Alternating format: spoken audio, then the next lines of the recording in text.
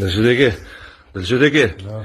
Ha, eshitdingizmi, Jahongir Otajonov prezident bo'lmoqchi ekan. Shunga nima deysiz?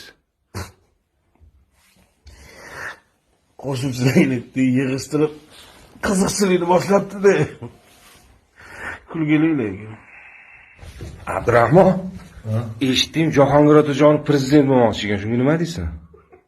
Akam sostavlar tarqaganmiz ham kayfan tarqanapti deb.